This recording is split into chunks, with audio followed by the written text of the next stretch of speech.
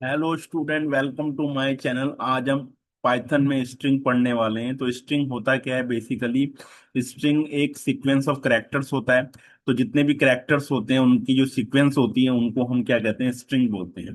अब किसी भी स्ट्रिंग को अगर मैं यहाँ पे असाइन करता हूँ, जैसे मैंने यहाँ पे असाइन कर दिया, तो इसमें क्या होता है कि जो स्पेस होता है वो भी एक तरह का करेक्टर माना जाता है, या कोई स्पेशल करेक्टर है तो वो भी एक तरह का करेक्टर माना जाएगा स्ट्रिंग में। तो अब इसको जब हम प्रिंट करेंगे तो हम डायरेक्ट इसको प्रिंट कर सकते हैं। मैंने प्रिंट एस किया तो मैंने इसको डायरेक्ट इसको प्रिंट कर दिया। यहाँ पे मैं रन करता हूँ इस तरह से। अब जैसे हम रन करते हैं तो ये इंडेक्स आपका क्या हो जाएगा? प्रिंट हो जाएगा। ठीक है, इसके जितने भी इंडेक्स प्रिंट हो गए और स्ट्रिंग हमारा प्रिंट हो गया। ठीक है, तो स्ट्रिंग जब हमारा प्रिंट हो गया है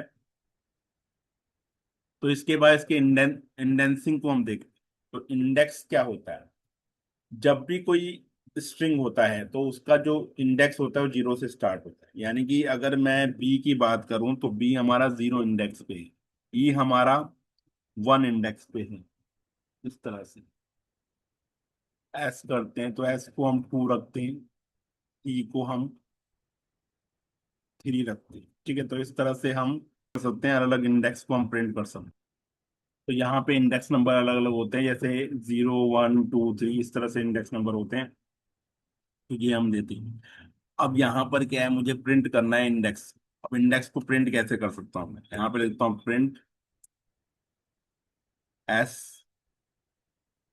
अब ये जीरो से स्टार्ट होगा, जीरो मतलब जीरो इंडेक्स से स्टार्ट करना चाहती। फिर अगर मैं कोई कोलन यहाँ पे नहीं देता हूँ, मैं सिर्फ कोलन लिख देता हूँ, तो ये एंड तक प्रिंट हो जाएगा आपको ऑटोमेटिक। तो जीरो जीरो इंडेक्स से लेकर लास्ट इंडेक्स तक प्रिंट हो जाएगा, क्योंकि मैंने वहां पर कुछ भी नहीं दिया है। ठीक है जी। तो ये होता है। अब मान लो मुझे देना है कुछ, तो मैं एस जीरो से स्टार्ट कर रहा हूं और मैं कह रहा हूं कि 10 इंडेक्स तक चले। यानी कि जीरो से 10 इंडेक्स तक चले। अब जब 10 इंडेक्स की बात कर रहा हूं तो यहाँ पे नंबर ऑफ एलिमेंट बता रहा हूं मैं 10। यहाँ पे मैं ये नहीं कह रहा कि 10 तक चले, मैं ये कह रहा हूँ कि नंबर ऑफ एलिमेंट 10 चले। क्योंकि अगर मैं 10 दे रहा हूं तो ये जीरो से लेकर 9 तक चलेगा। अगर इसको देखें हम रन करके तो आप देखोगे कि जो इंडेक्स प्रिंट हुआ है आपका वो जीरो से लेकर 10 तक हुआ। तो zero one two three four five six seven eight nine, तो जीरो से लेकर नाइन तक प्रिंट हुआ। क्योंकि नंबर ऑफ एलिमेंट कितने कितने लिखे हैं मैंने? 10 लिखे हैं। कहाँ से शुरू हो रहा है? जीरो से शुरू होता है। तो जीरो से लेकर नाइन तक अगर हम काउंट करें तो नंबर ऑफ एलिमेंट कितने हो रहे हैं? 10 हो रहे हैं। तो इसीलिए ये एक कम चल रहा है। अब हम इंक्रीमेंट की बात करते हैं कि इंक्रीमेंट और डिक्रीमेंट भी होता है इसमें क्या, वो भी देख लेते हैं। तो अगर मैं बात करूं कि जीरो इंडेक्स से शुरू करे और मैं ये कहूं कि भाई 10 तक तो चले और दो दो का इंक्रीमेंट करे। अब दो दो का जब इंक्रीमेंट करेगा तो चलेगा तो 9 तक वो। ठीक है। पर अगर आपको 10 तक चलाना है उसको पूरा, तो आप 11 लिख देंगे, क्योंकि अगर आपको 10 इंडेक्स तक चलाना है तो वहां पे नंबर ऑफ एलिमेंट 11 लिखिए। क्योंकि जीरो से 10, तो जीरो से 10 चलेगा। तो नंबर ऑफ एलिमेंट कितने हैं? नंबर ऑफ एलिमेंट 11 है। तो अगर मैं इसको रन करके देखूं, ठीक है, तो zero one two three four five. ठीक है।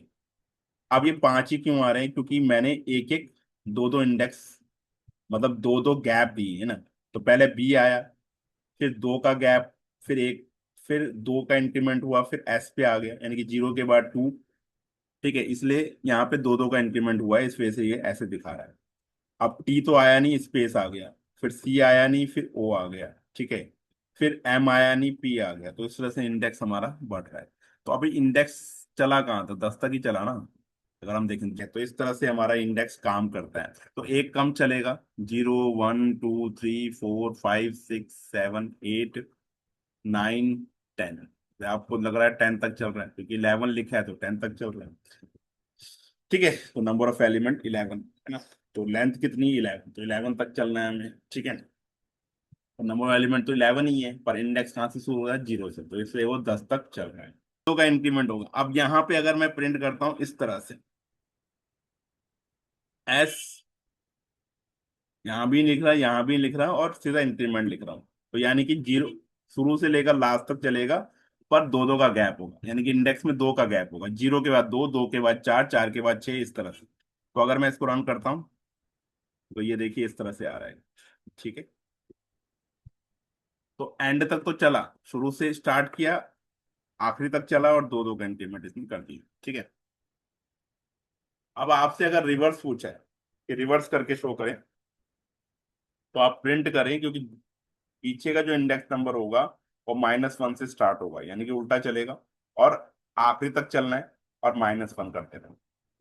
आखिरी तक चलना है, मतलब आखिरी का मतलब है कि जहां से स्टार्ट हुआ, स्टार्ट तो ई से होगा, और आखिरी मतलब बी तक चलेगा, है ना। तो क्योंकि यहाँ पे कुछ नहीं दिया है, तो यानी कि वो लास्ट तक चलेगा। उसके बाद कितना कम करेगा, वो एक एक कम करेगा। तो आप देखोगे तो ये रिवर्स में प्रिंट हो जाएगा। ये देखिए रिवर्स में प्रिंट हो गया है। तो ये रिवर्स में प्रिंट करने के लिए हम क्या कर रहे हैं, इस तरह से चल रहे हैं। ठीक है, कि एस -1, फिर कोलन कोलन लगाया, फिर -1 लगाया। ठीक है, तो रिवर्स में चला। तो इस तरह से हम इसको यूज कर सकते हैं। तो आपको समझ आ गया हो किस तरह से हमने रिवर्स में प्रिंट करना है।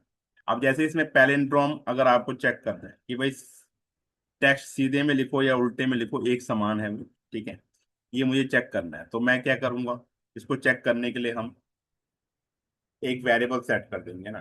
तो मैंने एक वेरिएबल सेट कर दिया, R = S -1, ठीक है, कोलन कोलन -1। तो ये रिवर्स में होगा, ये तो रिवर्स है ना आर, ये आर रिवर्स है। अब यहाँ पे स्ट्रिंग तो आपका ऐसे ही रहेगा, तो आप यहाँ पे चेक करें, इफ S = R, तो क्या प्रिंट करेगा वो, पैलिंड्रोम टेक्स्ट है, पैलिंड्रोम टेक्स्ट। और अगर नहीं है तो नॉट अ पैलिंड्रोम, तो आप एल्स में लगाएंगे, प्रिंट करेंगे not a not palindrome text,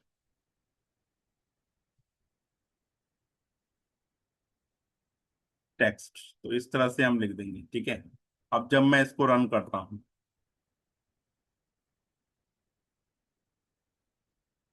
तो आप देखोगे बैश जो स्ट्रिंग है वो नॉट पैलिंड्रोम टेक्स्ट है। ठीक है, अब यहाँ पे तो टेक्स्ट दे रखा था, अब हम इनपुट करेंगे इस टेक्स्ट को। इनपुट लगा देता हूँ मैं यहाँ पे, एंटर द टेक्स्ट, यानी कि टेक्स्ट को क्या करें, एंटर करें। फिर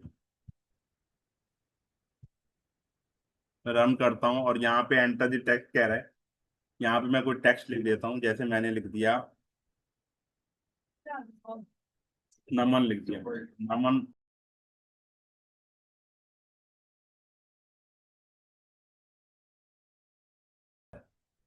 पैलिंड्रोम टेक्स्ट, तो यहाँ पे पैलिंड्रोम टेक्स्ट आ जाएगा, तो हम जो भी यहाँ पे टेक्स्ट लिखते हैं वो उसका पैलिंड्रोम टेक्स्ट यहाँ पर आ जाएगा। तो नमन मैंने लिखा, तो नमन जो एक टेक्स्ट था, दोनों आगे पीछे एक समान है, तो ये पैलिंड्रोम टेक्स्ट कहलाएगा। तो इस तरह से हम पैलिंड्रोम टेक्स्ट को आइडेंटिफाई कर सकते हैं।